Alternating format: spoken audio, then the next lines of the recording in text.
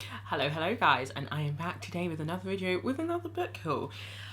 Like I said, easing myself into making booktube videos again, and book hauls are always quite easy to make. And I just like showing off some of the books. Sometimes I feel like I just talk about a book and it's like, when did that happen? When did you get that? So yeah, I thought I would talk about a couple of books. There are more than these 3 books. That I have acquired recently, just in case they pique anyone's interest and people might be interested in buying them. So some of these are quite recent, and perhaps some of them maybe also a couple of months ago. The first book I'm going to start with is Take a Breath by S.K. Paisley. I would say the author, maybe the author's partner, I want to say, reached out to me about this book. And I think this is a crime thriller that is set in Glasgow, and that's basically what got me a crime thriller set in Glasgow. So I'll read the back for you because that will give you the most sort of insight into what the book is actually about. It says, in this raw and chilling debut novel set in modern day Glasgow, a former drug dealer named Paul is forced to relive a tumultuous love affair with a young woman named Lena. As his past unfolds, he reveals his bloody ties to the city's brutal underworld and its most savage denizen? I don't know. I feel like I've struggled over this word before, so then I'm like, have I made this video before and spoken about this book? I don't know. But and its most savage denizen, Manny Monroe, a hardened criminal with a lust for violence. This riveting, gut-wrenching novel by S.K. Paisley uses the seamy sides of contemporary Glasgow as its backdrop to expose a world where love and revenge, morality and corruption are inextricably entwined. Does it not say intertwined? Entwined. So yes, that is that book. I'm looking forward to reading it. I definitely hope I will get round to reading it in the next couple of months. So the next book I'm going to speak about is a poetry collection. So last year, 2020, I set myself, I think, the goal of reading 1 poetry collection a month. That didn't happen mainly just because I didn't have any money to be buying new books, so I did some of it, but not as many as I would have liked. I think I ended up reading 9 poetry collections, I want to say. I don't know, I did do a video about it, so I'll link it up here. But this year, even though I don't have any reading goals, I've sort of been drawn to like doing that again, or at least just trying a new poetry collection each month. I wanted to kind of do like contemporary and then like some older poets and stuff like that, and I haven't been doing that. I've really just been doing contemporary, and this is also contemporary, but it is sort of branching away from poetry that I usually read. This, I want to say, so this is selected poems of Linton Kwesi Johnson. He recently won an award for something, which is why I sort of came across him. And yeah, these are just some of his selected poems. So I'll read them back to you and then I'll speak to you a little bit more about this book. So it says here, pioneering poet Linton Kwesi Johnson revolutionised literary English with his electrifying fusion of oral verse, Jamaican Creole, radical politics and dub rhymes. This major selection covers over 3 decades and includes classic early poems such as England is a Bitch and Tings and Times, as well as powerful recent work. So the Jamaican Creole is definitely used throughout this book, which is so different from me.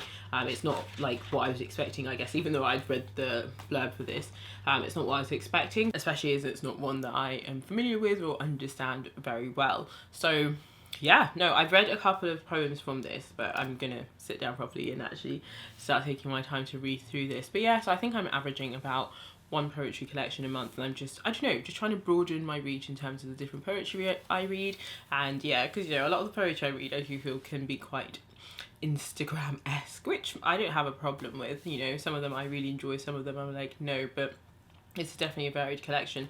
And I think a lot of it talks about like being Jamaican in England, and well, I don't know what the rest talks about because I haven't read it, and the back doesn't give you that much of a detail, but as you can see, obviously it covers his 3 decades, so it's definitely a variety of his probably most famous poems, most well-known poems. He's also a poet who does a lot of, I guess, live readings of his poems, so I don't know if actually they translate to being read better out aloud. And it's the kind of thing, as I'm reading it, I keep thinking I would love to see him read this out loud, because I bet this would be amazing. So continuing on with poetry, another collection that I picked up is Leaving Fingerprints by Imtiaz Dharker. I really should have had to say that. That's very terrible of me, I'm not going to lie. Why did I pick this up? I picked this up because earlier this year I read a poetry collection that just contained so many female poets, and she was one of the poets in there. I think she had a couple of poems in there at least, but I really enjoyed 2 of them, so I was like, let me pick up her work again as part of my expanding poets. And was born in Pakistan but grew up in Glasgow, was adopted by India and married into Wales. And it says here her main themes are drawn from a life of transition, childhood, exile, journeying home, displacement, religious strife, terror, and latterly grief. She's also an accomplished artist, and her collections are illustrated with her drawing. Leaving Fingerprints is the fourth of her 6 books from Blood Axe. So yeah, there's some illustrations in this poetry collection, which, as you heard from me reading from the back, are ones that she illustrated herself. It's always hard when you do a book haul when you've actually already read the book, but I did give this poetry collection 3 out of 5 stars. I really enjoyed it. It's definitely different to some of the styles of poetry that I tend to read and tend to prefer, but I found there were just some really gorgeous poems in here. Overall, like, I wasn't drawn to a lot of them, but the ones that I did read, I was like, they are fantastic. So it's a very nice varied collection, and as you heard from the sort of back that I read, it has a lot of different themes in it. I think, yeah, she's actually quite a wordsmith, and she just crafts words together really well. A book that I picked up very recently is sort of a like birthday treat to myself, and I bought these two together, but it's Bitch Money by Joanna Traynor. This book is definitely an oldie. Yeah, so this was published in 2000, the paperback edition published in 2001, so you know, we're taking it backlist. And I don't know what made me pick up this book, if I'm honest. I've got a bunch of like books from like the 2000s from black authors, so I think I'm just trying to maybe make my way through that, but I really don't know how I first came across this, but I'll read you the back. The Costa del Sol, 1984, sun, sand, sea and sex. Working in Spain for the summer, away from the cosseted atmosphere of home and the dull prospect of university, Louise's life was as exciting as it ever had been. She was turning heads and making money, good money. Away from the criminal underworld of Manchester, Jonathan believed things had finally taken an upward turn, but his past always did have a nasty habit of catching up with him, and Jonathan's past was particularly nasty. Scams, drugs, prostitution, and then there was the TV heist he botched, which had forced him to flee to Spain in the first place. But now the mob knew where he was, and they were out to get him. Jonathan needed money, a lot of money, bitch money. So that gives you no indication really of what the book is about, so that's fantastic for me going into it. But I guess there'll be a lot of sun, seas and just running away from mobsters. No idea what made me pick this up, but I think when I was looking at my Amazon basket and I just saw the cover, I was like, why don't I pick this up and see what it's about? So that's another book that I'm really interested in reading. Another book that I'm hauling, even though I have already read it, is The Meaning of Mariah Carey by Mariah Carey, and then there's also like someone who co-wrote it with her, I assume. And it's actually the autobiography of Mariah Carey's life. And who knew that I needed to read that? I didn't know I needed to read that. I bought this as an Audible credit, and I just thought it was really good. It was so interesting to hear more about her life. I just had no idea about her other than Mariah Carey is a diva. I had no idea about her. Obviously I knew she married Nick Cannon and she has kids, but I didn't know anything else about her. And there's a lot of Mariah Carey's music that I absolutely enjoy. Honey is one of my favourite music videos ever. It's like one of my favourite songs ever. Heartbreaker with Jay-Z. And I think one of the things she really brings to light when she's talking about like her music in this book is why there were so many remixes of a lot of her songs. And just all the weird things that were happening in the music industry. You just know that, you know, you hear that the music industry is just like, oh, drama and whatnot, but actually listening to her and just finding out more about the fact that, you know, she was married to a guy named Tommy Mulatto, I want to say something like that. I don't know if it's completely right, that second bit that I just said, but he was like a really high up music producer in like Sony, I think, or something like that, and you would think, you know, obviously that benefited her career, and it did, but it was very interesting hearing about their relationship and actually how things went down for her. It was just a really good insight into the music industry, but also into her personal life, just like her growing up, her background, and in like all the other sort of drama that had surrounded her as she was growing up and in the music business, and just sort of how she is now and what her life is like now. Honestly, that's the thing with you haul a book that you've already read, like you're able to just talk more and more about it, but it's a really brilliant book, and if anything, out of all the books perhaps I'm going to speak about, I definitely recommend that. So I have 3 more books I'm going to speak about. All 3 of them I haven't read. The first one is The Courage to Be Disliked, How to Free Yourself, Change Your Life and Achieve Real Happiness. Now I'm looking at this on Goodreads and I'm really glad it's got good reviews. Although not even that whatever review it has on Goodreads indicative of whether or not I will actually find it good. But anyway, it's 4.7 as a rating, and it's had over 26,000 ratings. So I think this might be an Amazon like prime reads or something. I'm not sure that I actually bought this. I could be wrong though.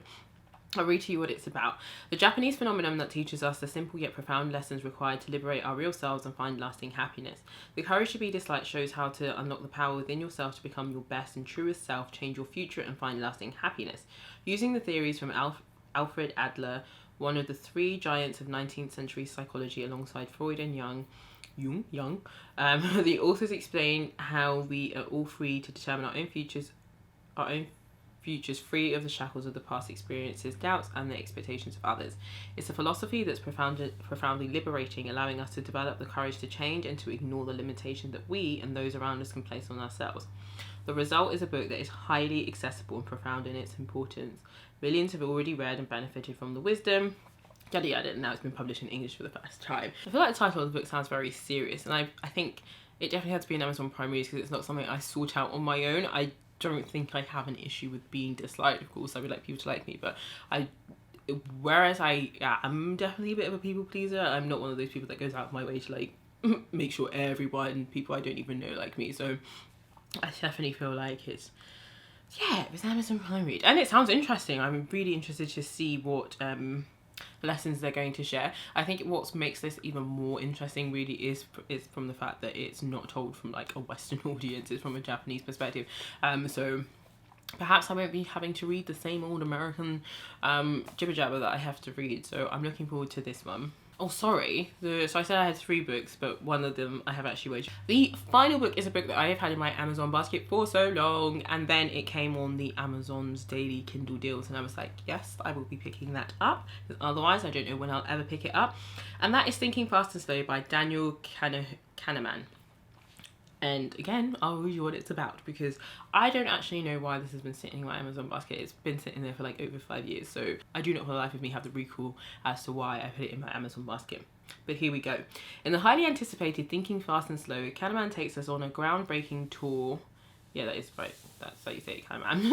Takes us on a groundbreaking tour of the mind and explains the 2 systems that drive the way we think. System 1 is fast, intuitive, and emotional. System 2 is slower, more deliberative, and more logical.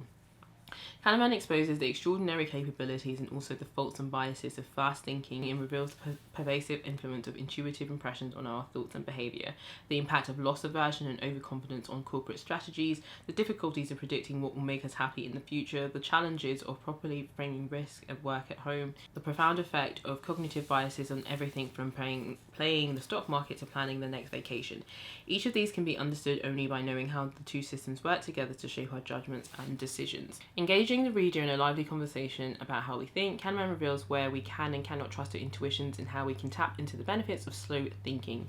He offers practical and enlightening insights into how choices are made in both our business and our personal lives, and how we can use the different techniques to guard against the mental glitches that often gets us into trouble. Now, I'm assuming this man is an American, so it'd be very interesting to see how, I mean, they're on completely different topics really, but how the book Had the Courage to Be Disliked and this sort of hold up to each other, and just the way, the tone and the way they speak will be like. But yes, that is my book haul. Those are some books that I have hauled recently. Let me know if you have read any of these books, or if you are interested in any of these books that I've read. And yeah, you'll see me read these throughout the course of the year, hopefully. Hopefully I, read them and don't just buy more books and then push these to the back of the pile. We shall see. But thank you guys so much for watching this video, and I'll catch you in another one. Bye.